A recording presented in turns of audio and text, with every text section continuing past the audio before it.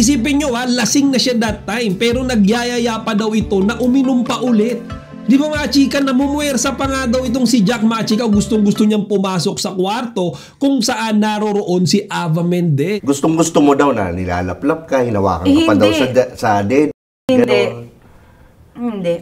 Ito si Jack, biglang gusto pumunta sa room namin. Base dyan sa versyon ng storya na ni Ava Mendez, marami yung nagko-comment, marami yung mga nagsasabi na etong si Jack Roberto pala ay manyakol.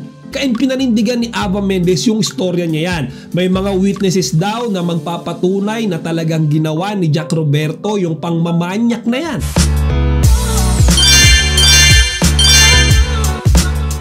Magandang araw mga chika, Rigel po ulit ang inyong Chika Patrol. Bago tayo magsimula mga chika, inanyahan ko muna kayong mag-subscribe dito sa ating munting channel para palagi kayong updated sa mga latest at nagtitrending ng mga showbiz balita. Mahigit 2 linggo na yung nakakalipas simula ng opisyal na maghiwalay sina Barbie Forteza at si Jack Roberto. Pero hindi pa din natin alam kung sino ba talaga yung may dahilan ng hiwalayan na yan. So yung mga netizens, particular na yung mga fans ni Barbie tsaka ni Jack, nagtatalo-talo pa rin. Okay, may mga nagsasabi na si Barbie Forteza nga daw yung may dahilan dahil napapasobra na yung kanyang sweetness kay David Licauco. Marami rin yung nagsasabi na si Jack Roberto nga daw dahil ito ay may issue kapag nalalasing. Diba? Napapasobra daw, nagiging touchy daw siya sa mga babae. Well, here's the thing mga chika, kahapon lang mayroon na tayong revelasyon. And I think this could be a conclusion para tuldukan na kung sino ba talaga yung may kasalanan sa hiwalayan na yan.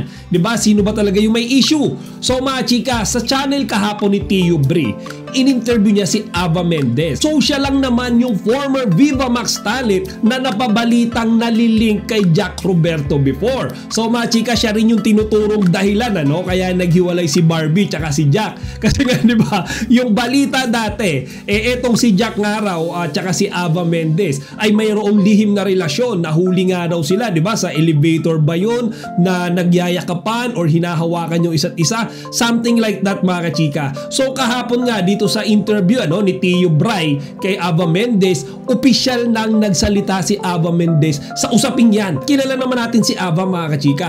Very straightforward person yan. Okay, prangka yan. Kapag ka talagang may nakita yan, sasabihin niya yan right here, right now. So mga chika, nilinis ni Ava Mendez yung pangalan niya at nilaglag niya etong si Jack Roberto. Okay, so ulitin ko mga chika, nilaglag niya si Jack. Kasi mga chika, ganito pala yung nangyari. There's this one night mga chika na nagkasama si Jack Roberto tsaka si Ava Mendez via a common friend. So birthday nung kaibigan nila na yon mga chika at naimbitahan silang dalawa.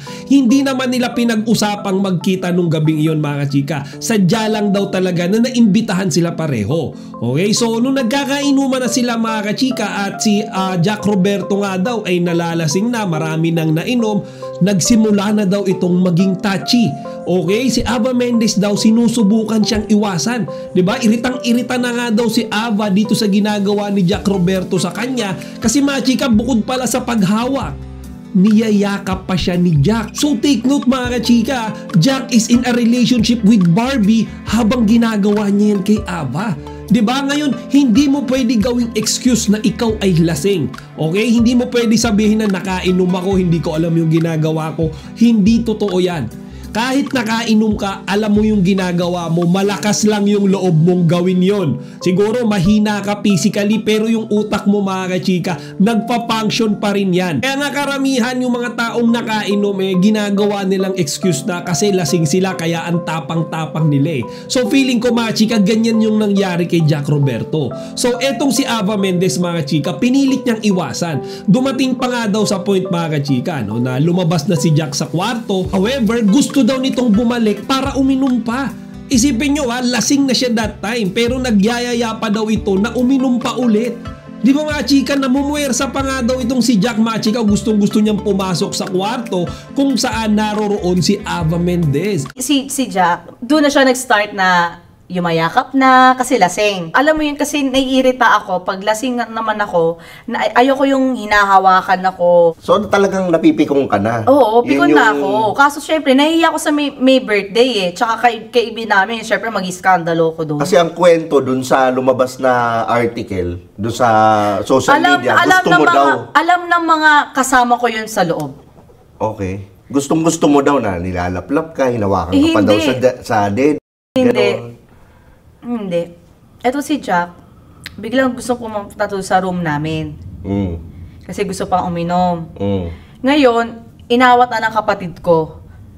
At nung naawat na yung kapatid ko, naipit yung kamay ni Jack. Kasi nga, gusto niya talaga pumasok. Pero yung kapatid ko, enough na kasi si ate pagod na. Base dyan sa version ng storya na ni Ava Mendez, marami yung nagko-comment, marami yung mga nagsasabi na etong si Jack Roberto pala ay manyakol. Mga chika, so bastos pala siya sa mga babae, lalo na kapag siya ay nakakainom, nalalasing. Kasi kung ikaw matinukang tao, alam mo na nahihilo ka na, marami ka nang nainom, ang gagawin mo automatic, lalayo ka na, magpapahinga ka na, or even magpapahatid ka na sa driver mo or kung sino man yung kasama mo para umuwi. That simple. Pero mga chika, kung ikaw ay nakainom tapos gusto mo pa ulit uminom to the point na nangyayakap ka na ng babaeng mga kasama mo, ibang klase yan. Sabi nga nila, di ba, kapag may alak, may balak. Okay? So, yan yung nangyari mga kachika. And pinanindigan ni Ava Mendez yung istorya niya yan. May mga witnesses daw na magpapatunay na talagang ginawa ni Jack Roberto yung pangmamanyak na yan. Pero mga chika, kagabi lang yung interview niya kay Ava Mendez, ano? And Jack Roberto has yet to give his statement. So, hindi pa siya nagbibigay ng depensa niya sa mga akusasyon na yan na ibinato sa kanya ni Ava. Kasi yung nangyari dyan mga kachika, nilaglag siya eh. Diba? Kasi yung mga bashers, lalo na yung mga fans ni Barbie, sinasabi nga daw, ahas daw ito si Ava Mendez kasi nga daw gustong-gusto niya yung ginagawa sa kanya ni Jack Roberto. Parang dahil nga daw lasing si Jack, sinamantala daw ni Ava para magkaroon sila ng physical contact, something like that. Di ba ganun yung mga nasa article? Pero baliktad pala yung nangyari. Nagre-resist pala si Ava, ayaw niya pala. Tapos etong si Jack yung namimilit. So in this interview with Ava mga kachika, we learn something. Okay? That Jack Roberto has different persona kapag siya ay nakakainom, kapag siya ay sinasapian ng spirito ng alak. Hindi natin alam mga kachika kung kay Ava Mendez niya lang ba ginawa yan or baka nagawa niya rin yan sa iba pang mga girls na nakasama niya sa inuman. Pero mga chika, eto kasing kay Ava, sumabog eh. Nagsumbong si Ava in public. Then talagang matapang siya. Pinaninindigan niya, sinasabi niya na iyon daw ay totoo. So mga chika, walang laban dyan si Jack unless meron din siyang mga witnesses, meron din siyang mga ebidensya or maybe CCTV mga chika na magpapatunay na hindi niya ginawa yon. Pero mga chika, sa ngayon conclusion natin siguro isa ito sa dahilan kaya hiniwalayan ni Barbie si Jack. Okay? Isa ito, kumbaga yung pagiging unfaithful niya kapag siya ay nalalasing. Kaya mga chika, nakakabilib din somehow etong si Barbie Forteza, no? Kasi na-injure niya eh.